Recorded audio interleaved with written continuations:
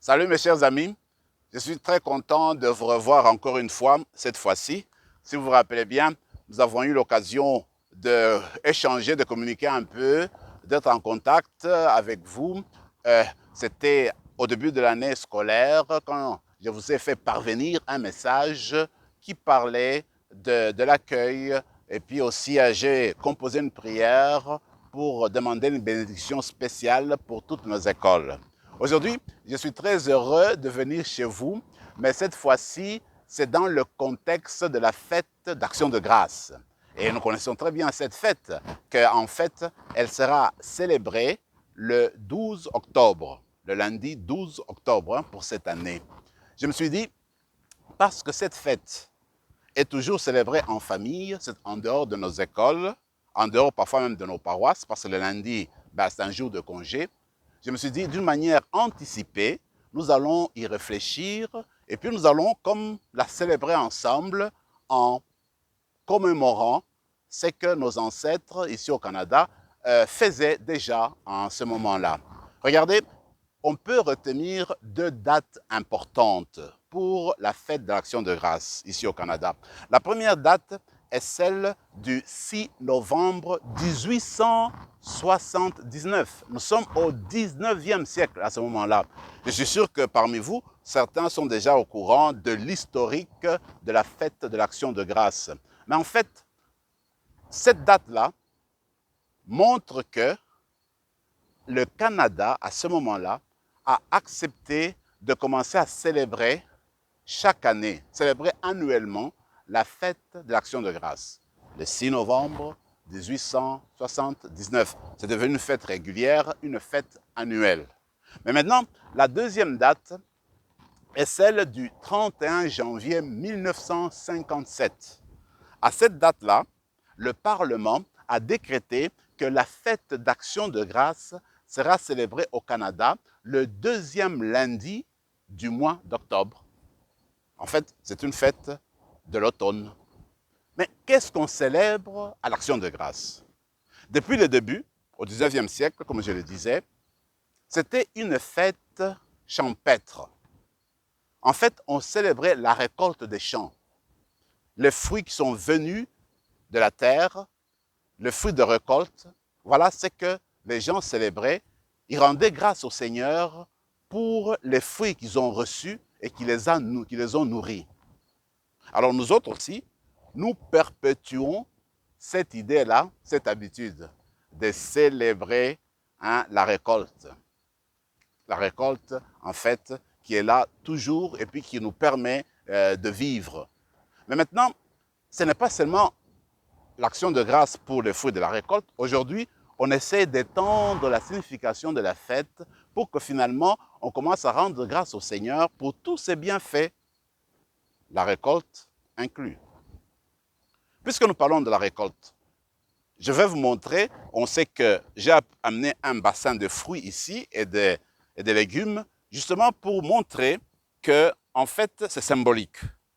Tout ce qui se trouve ici est sorti de la terre. Je prends par exemple celle-ci. C'est une tomate, comme vous le savez. Alors, la tomate vient de nos potagers, ça vient de nos fermes. Aucune fois, le potager ou la terre s'est révolté contre nous une année pour dire « Moi, je refuse de produire de tomates ». C'est la générosité de Dieu qui s'exprime dans la fécondité de la terre. C'est l'amour immense de Dieu qui s'est traduit dans cette ouverture perpétuelle de la terre. Alors, de même, personne ne peut donner l'ordre à la tomate dans son jardin et dire « Toi, tomate, je veux que demain, tu pousses vite, tu deviennes très gros. » Mais non, impossible parce qu'il n'y a personne qui peut donner cet ordre-là. La terre a sa puissance, a sa capacité. Dieu, en créant le monde, en créant la terre, eh bien, il lui a donné, il a inscrit dans la terre la puissance, le pouvoir et la capacité de produire des fruits des champs. Alors, voilà que quand nous célébrons la récolte des fruits, nous allons plus loin. Nous allons célébrer Dieu, nous allons rendre grâce à Dieu pour les fruits qui sont venus parce qu'en dernier ressort, c'est Dieu qui est derrière la production de tous les fruits, la production de légumes, la production de tous les fruits des champs. Voilà pourquoi nous devons rendre grâce à Dieu, lui dire merci de tout ce que nous recevons de lui. Et on doit le faire avec beaucoup d'enthousiasme, avec beaucoup de joie, parce que c'est l'expression, le fruit de récolte, c'est l'expression de l'amour de Dieu pour nous. Voici ce que nous allons faire. Je vais vous lire un texte biblique qui, en fait, est souvent proclamé durant la fête d'Action de grâce. Il y a plusieurs textes, mais pour cette année, l'Action de grâce 2020, moi je vous propose ce texte.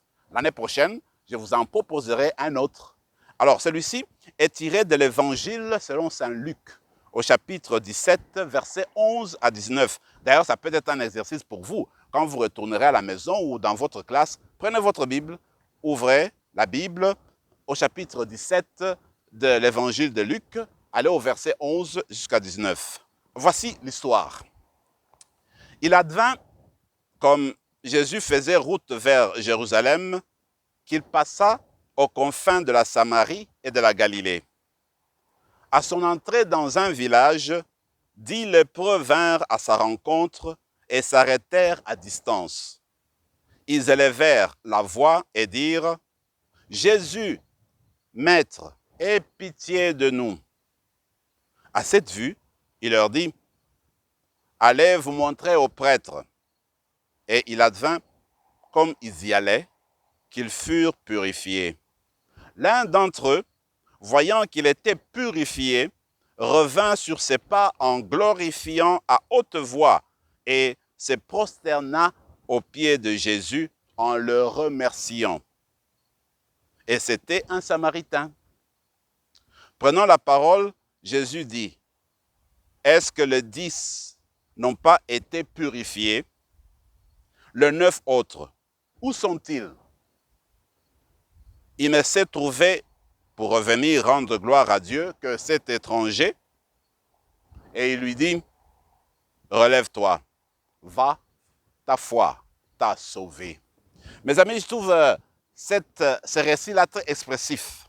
Regardez, 10 personnes vont à Jésus, ils sont lépreux. Vous savez qu'au moment de Jésus, au temps de Jésus, la lèpre était une maladie horrible parce que quand tu l'attrapais, on t'enlevait de la société, tu te coupais de la société, tu étais au banc de la société, dans le sens que tu ne pouvais plus vivre avec ta famille, avec tes amis, parce que tu pouvais être contagieux, tu pouvais passer la lèpre à d'autres personnes. Alors ces gens-là, même ils se mettent à distance pour parler à Jésus, criaient fort pour parler à Jésus. Jésus a pitié d'eux, il a dit, allez voir les prêtres, ils vont voir que vous êtes guéris et puis ils vont vous donner la permission de retourner dans la communauté, de reprendre votre vie dans la communauté et de vous intégrer dans la communauté. Et c'est ce qui arrive, ils sont partis. Mais en cours de route, quand ils sont guéris, parmi les 10, un seul s'est dit, « Oh, c'est pas croyable que ma peau est devenue si luisante, je suis guéri. Mais non, je vais d'abord retourner voir Jésus, lui dire merci pour cette guérison merveilleuse. » Alors, il laisse tout, il retourne en glorifiant le nom de Dieu, en louant Dieu pour cette guérison qu'il venait de vivre.